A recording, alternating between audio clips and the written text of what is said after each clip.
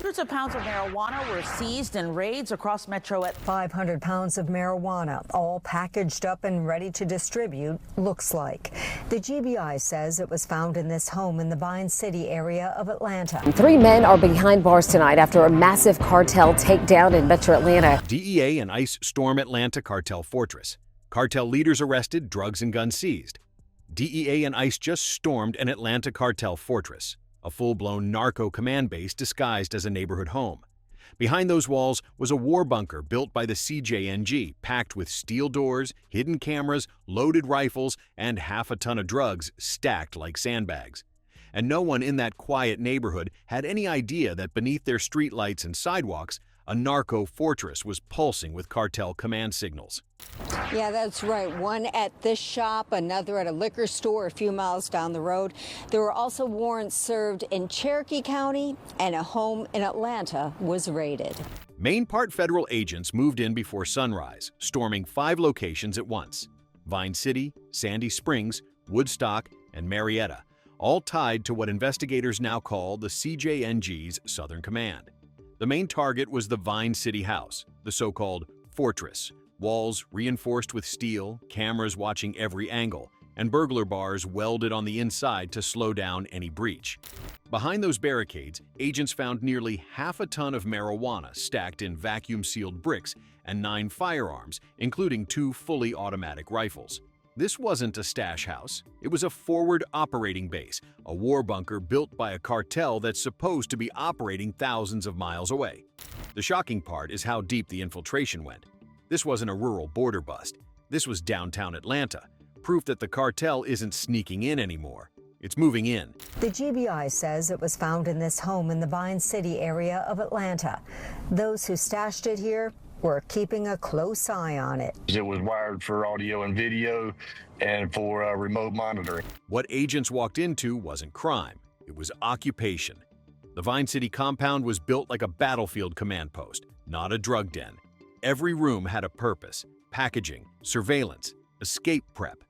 In the basement, investigators found a bunker-style armory stocked with tactical vests, encrypted radios, and night vision gear. The walls were lined with hidden wiring and routers connecting live camera feeds to remote cartel handlers outside Georgia, a full surveillance web running under the noses of local law enforcement. Even the stairwells were rigged with motion sensors to alert anyone inside that officers were coming. 500 pounds of marijuana, all packaged up and ready to distribute, looks like. Federal analysts later confirmed this wasn't an isolated bust. It was part of a multi-state CJNG expansion that's quietly flooding the Southeast. In just the past year, agents in Georgia alone have seized over 1,000 pounds of meth, 500 pounds of marijuana, and enough fentanyl to kill every Georgian twice, all traced back to the same cartel network. The DEA now lists Mexican transnational cartels as the top criminal drug threat in America, with the CJNG operating in over 30 U.S. states, including Georgia, Texas, Florida, and California. 207 pounds of the deadly drug, but that is not all that they found. Today, investigators laid out hundreds of thousands of pills, along with guns, bulletproof vests, and expensive jewelry that they seized at 3 different homes last week. For Atlanta, that data isn't distant, it's personal. The Vine City bunker wasn't a random safe house. It was part of a logistics chain feeding narcotics north and weapons south, using local businesses and fake storefronts as fronts for laundering and distribution. What investigators found here connects to the same playbook: driving overdoses, weapons smuggling, and violence nationwide. And this takedown finally exposed how far the cartel's reach has spread beyond the border. Once the smoke cleared, the real battlefield turned out to be digital. Agents discovered that the Vine City fortress wasn't just fortified in concrete. It was fortified in code. Inside, they found dozens of encrypted cell phones, SIM cards, and routers transmitting data through offshore servers and cloud accounts traced back to handlers in Jalisco and Michoacan. Each camera feed in the house streamed to external monitors miles away, giving cartel watchers real-time visuals of the raid before it even began. Shutting down a pill press operation that produced drugs, which was not limited to just Atlanta. This was a major drug trafficking operation. The FBI and DEA together seized approximately 750,000 pills. Cyber teams later confirmed the system ran on a self-replicating communication protocol, meaning when one device went offline, another automatically activated EF, a digital hydra designed to keep the network alive. The DEA's Cybercrimes Task Force and ICE HSI analysts are now dissecting those transmissions, mapping every number, wallet, and login used to move money and messages. Officials say this could unravel an entire CJNG communication web across the Southeast.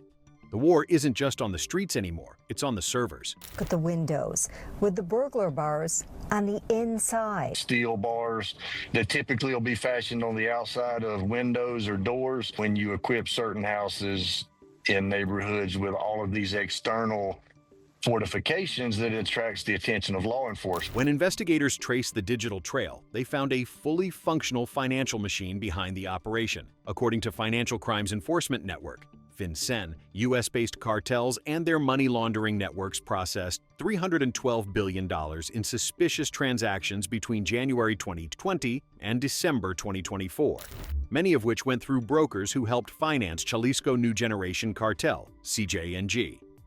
In one key case linked to CJNG, an organization flowing funds between the U.S. and China was tied to roughly $20 million in laundered proceeds during 2020-21 alone. Authorities say they also found 9 guns. During this multi-agency operation, warrants were executed at businesses and homes in Sandy Springs, Atlanta, and Woodstock. 3 men were arrested. For Atlanta, this meant the raid didn't just seize bricks of weed and guns. It disrupted a pipeline moving hundreds of thousands of dollars each week through local businesses, shell companies, and offshore wallets. The federal orders filed against U.S. and Mexican banks show that from 2021-24, more than $3.6 million was processed in purchases of fentanyl precursor chemicals tied to CJNG through those institutions. This wasn't street cash laundering. This was corporate-scale financing, functioning like a cartel enterprise disguised as legitimate commerce. As federal investigators dug deeper, they discovered the scale of CJNG's expansion wasn't local, it was national. DEA data shows that between 2020 and 2024, agents seized over $13 billion in narcotics linked to Mexican cartels, with the Jalisco New Generation Cartel responsible for roughly 1/3 of those seizures. In the U.S. Southeast alone, CJNG's networks funneled an estimated 15 tons of meth and 4 tons of fentanyl precursors through interstate routes connecting Houston, Atlanta, and Jacksonville. According to APD, police say they found guns, they found marijuana and pills, and more than $41,000 in cash. While police were there, a UPS truck delivered several packages, one including a couple of pounds of marijuana. Officers arrested. Atlanta wasn't just another node. It was the heart of the southeastern corridor. Cell tower pings and banking data revealed cross-state courier routes moving shipments every 72 hours, disguised as produce or freight. The same ledgers seized in Vine City tracked over $2.4 million in product turnover per month, making it one of CJNG's most profitable U.S. hubs. Federal analysts now say that dismantling this fortress didn't just take down a local crew, it cut off a major artery in a $100 billion a year drug empire. The deeper investigators went, the clearer the military blueprint became. CJNG wasn't just smuggling, it was strategizing. Surveillance footage pulled from the Vine City compound showed members conducting perimeter drills, using encrypted walkie-talkies and tactical gear more suited for combat than crime. Federal officials confirmed the recovery of ballistic vests, body armor plates, laser-sighted rifles, and breaching tools, all standard issue for cartel enforcement units known in Mexico as Sicarios Especiales. Guns, drugs, and a lot of cold hard cash at 3 different locations in the Atlanta area earlier this month. They say it represents the largest fentanyl bust in state history. According to DEA intelligence briefings, CJNG's U.S. cells have been adopting paramilitary structures since 2022, training recruits in small unit tactics, counter-surveillance, and secure communications. The same pattern has been detected in Dallas, Chicago, and Los Angeles. But Atlanta's fortress marks the first time such a structure was found fully operational in the Southeast. Agents now describe these fortified houses as urban forward bases, built to store, protect, and defend product, not just distribute it. And when you see a cartel building bunkers with rifles and comms networks in American cities, that's not just organized crime anymore. That's territorial warfare. After the raid, investigators realized the CJNG's influence ran deeper than drugs and guns. It was recruiting. Federal task forces uncovered encrypted messages detailing cash for recruitment schemes targeting young men across Atlanta's poorer neighborhoods. Recruits were offered $1,500 a week to run errands, drive shipments, or act as lookouts. No questions asked. Once they joined, many found themselves trapped in a pipeline that led straight into organized crime. Have the highway system that makes it easy. All the drugs come through here, stockpiled, then they're shipped all over the U.S., and then the money comes back and is stockpiled and then they're shipped down. Atlanta is effectively a warehouse. It's a warehouse. The GBI's post-operation report confirmed that several recruits were U.S. citizens with no prior records, lured by quick cash and coerced into silence through threats to family members. This mirrors CJNG's methods in Mexico, where they've built an army of low-level operatives trained for logistics and surveillance rather than direct violence. But in Atlanta, the goal wasn't intimidation, it was integration. The cartel didn't need to invade, it needed to blend in, embedding its network in neighborhoods, businesses, and local youth. What law enforcement dismantled wasn't just a drug ring, it was the early stages of a domestic infiltration strategy. What followed was a rapid federal escalation, the kind reserved for national security threats, not street crime. Within hours of the Atlanta takedown, the Department of Justice, DEA, ICE HSI, and the Treasury's OFAC unit launched coordinated follow-up actions targeting CJNG's financial and logistical web across multiple states. Federal warrants were unsealed in Florida, Texas, and Illinois, freezing more than $25 million in suspected cartel assets and blacklisting 11 front companies that had quietly funneled drug profits through U.S. banks and crypto exchanges. Under the orders I signed today, we will also be designating the cartels as foreign terrorist organizations. By the next morning, the White House confirmed that the CJNG remained classified as a foreign terrorist organization, allowing law enforcement to invoke counterterrorism powers, the same legal tools once used against ISIS financiers to pursue its leaders. The Atlanta raid became the blueprint for a new model, treating cartel strongholds as terror infrastructure rather than criminal enterprises. Agents who breached the Vine City fortress now describe it as ground zero of a domestic insurgency, a chilling phrase that underlines how this operation changed the rules of engagement. The war on drugs had officially turned into a war on narco-terror. Atlanta woke up to a city it didn't recognize. Police lights flooded Vine City as neighbors learned the quiet house down the street was a cartel fortress.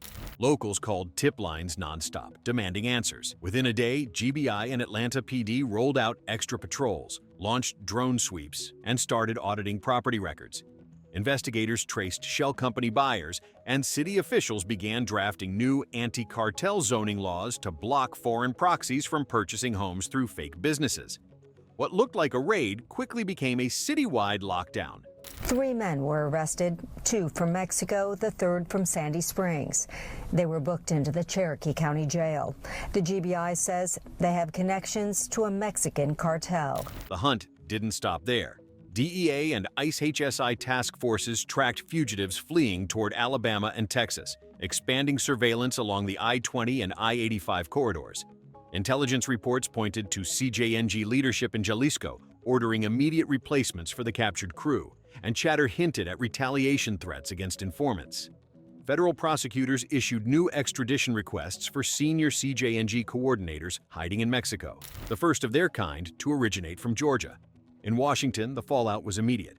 The Justice Department requested $600 million in emergency counter-cartel funding, and Congress cited Atlanta as proof of cartel urban infiltration. A DEA report confirmed CJNG supplies about half of all fentanyl entering the U.S., tied to 70,000 overdose deaths last year. That statistic reframed the raid. This wasn't just a Georgia case. It was part of a national defense line. As one agent said, "We didn't just take a house, we took back territory." The fortress fell, but the war had just begun.